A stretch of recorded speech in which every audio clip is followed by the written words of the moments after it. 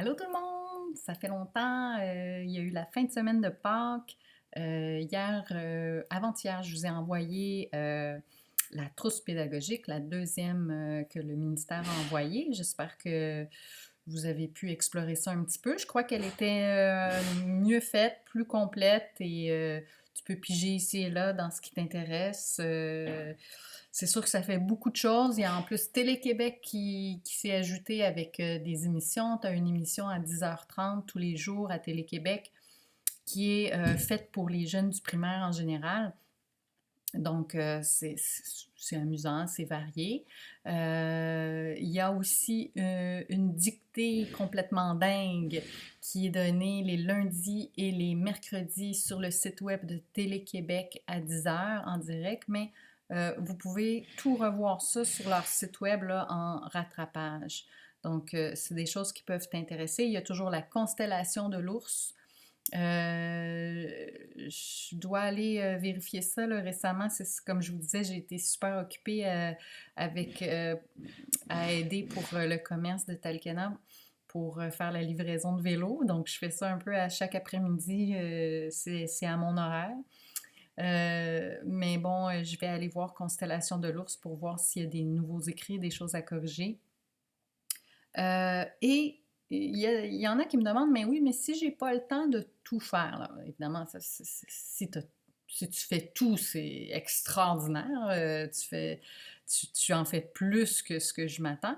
Mais si vraiment tu as à choisir, là, qu'est-ce qui serait comme prioritaire? Moi, personnellement, je te conseillerais de faire au moins la feuille de route pour garder une certaine routine, une certaine discipline pour que quand le retour en classe se fasse, mais ça soit plus facile pour toi, que tu n'aies pas perdu tes bonnes habitudes d'études. Et en plus, sur la feuille de route, ben, je mets les notions qu'on aurait vues si on avait continué d'être ensemble.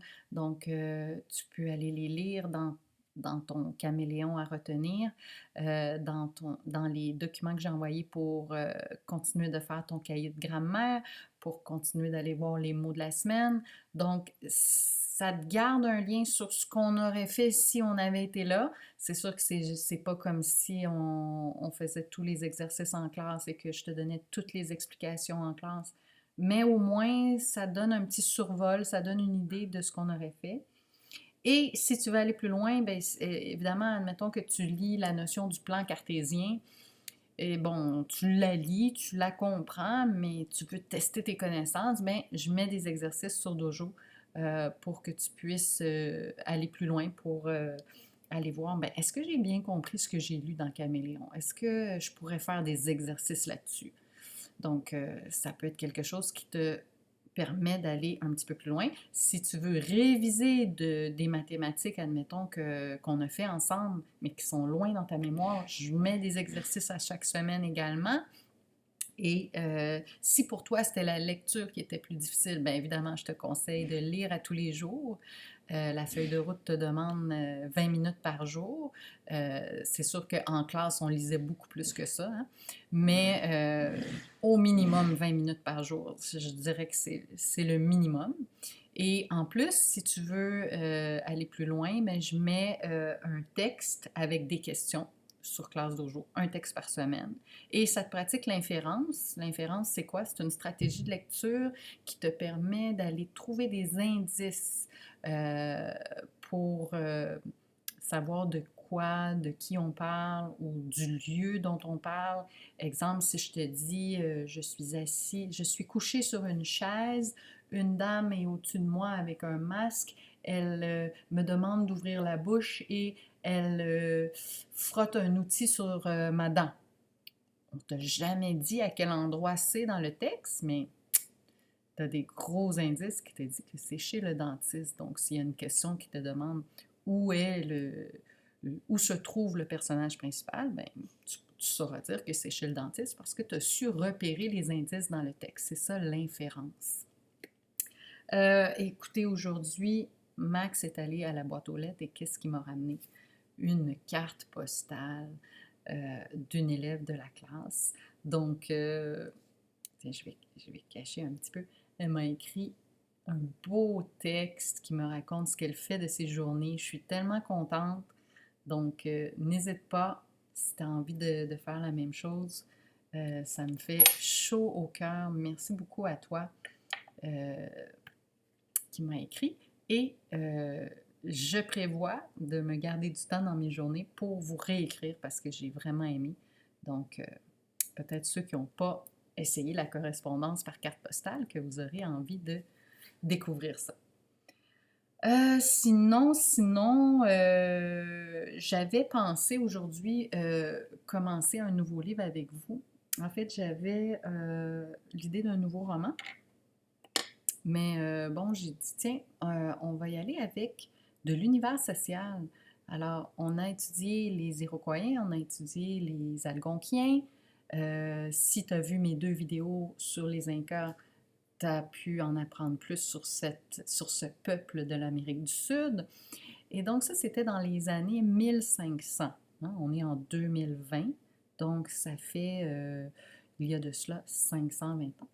Mais qu'est-ce qui est arrivé ensuite sur le territoire qu'on occupe ici au Québec?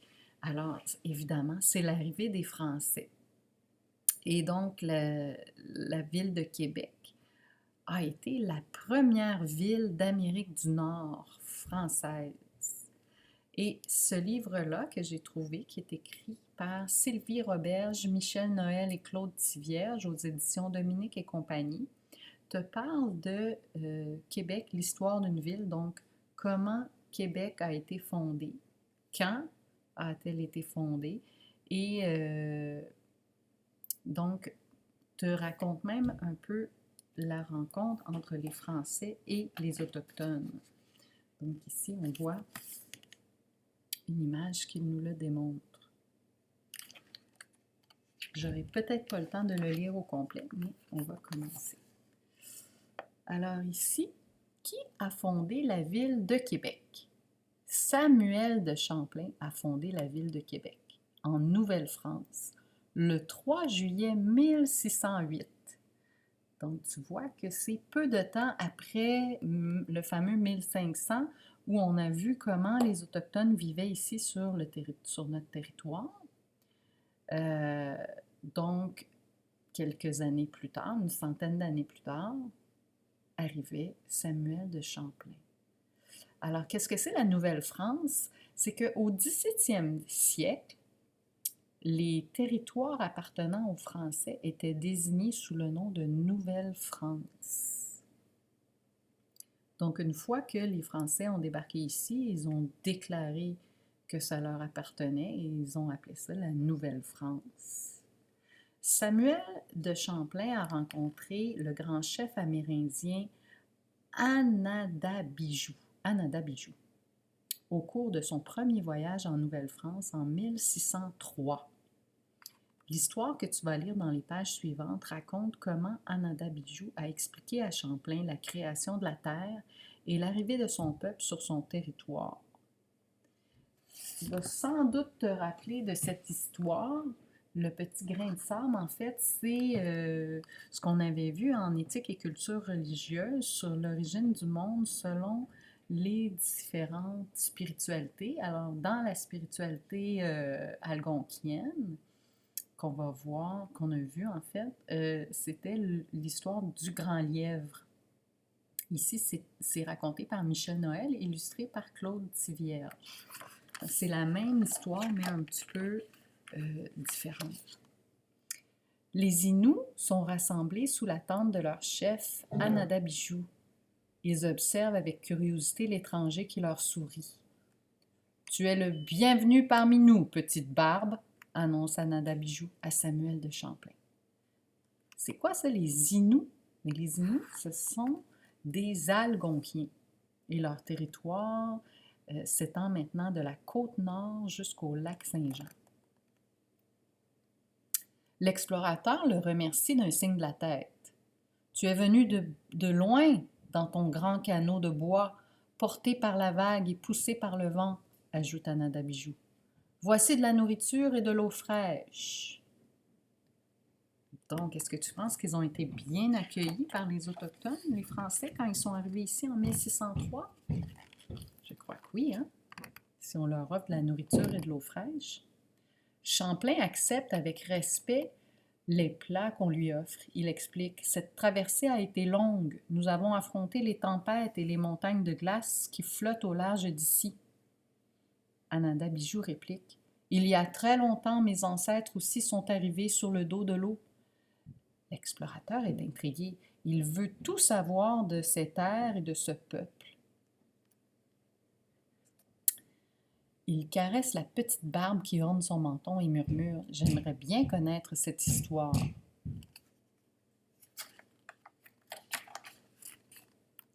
Alors là, c'est Ananda-Bijou qui raconte l'origine du monde selon son peuple.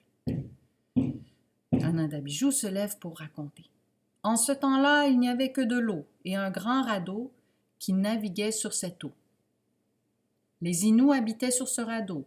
L'ours, le castor, l'orignal, le rat musqué, le lièvre, l'aigle, le saumon et bien d'autres espèces d'animaux y vivaient aussi. Chaque année, des petits naissaient et il y avait de moins en moins de place pour eux. L'ours écrasait le rat musqué de ses grosses pattes. L'orignal ne pouvait plus courir où il voulait. Les animaux se sentaient prisonniers. Ils se querellaient de plus en plus souvent.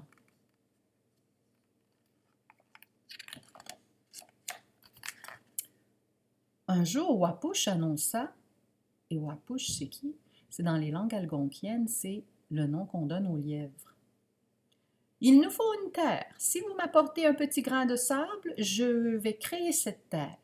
Une terre? Les animaux étaient étonnés. Alors Wapush précisa que cette terre serait un lieu sans frontières où tous les êtres vivants pourraient vivre en paix, dans l'harmonie et l'amitié. À ces mots, tous s'exclamèrent: terre, terre, nous voulons une terre! Mais il fallait d'abord trouver un grain de sable. Après plusieurs jours de recherche, les oiseaux affirmèrent qu'il n'y en avait pas dans les airs. Ceux qui avaient inspecté le radeau n'avaient rien trouvé non plus.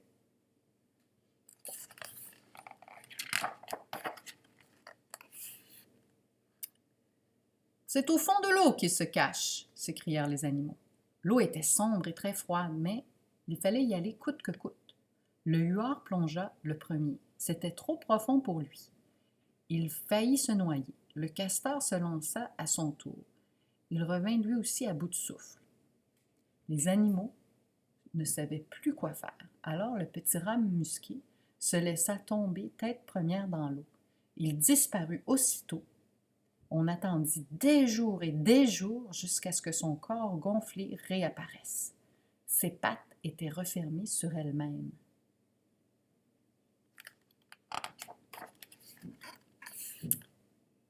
Mouchoum le prit dans ses bras. Mouchoum, dans les langues algonquiennes, c'est le nom qu'on donne à l'ours. Il desserra la première patte pour voir à l'intérieur. Rien. Il ouvrit la deuxième et la troisième patte. Toujours rien. Ah, murmure l'assistance déçue. Ananda-Bijou poursuit. Alors Mouchoum écarte les griffes de la quatrième patte, et c'est là qu'il trouva enfin le grain de sable, s'écria Champlain. Ananda-Bijou continue. Champlain, évidemment, n'est pas dans l'histoire, mais il écoute l'histoire, bien sûr. Mouchoum le déposa dans le creux de la patte de Wapush. On aurait dit un œuf de papillon. Le grand lièvre souffla sur le petit grain qui se mit aussitôt à gonfler.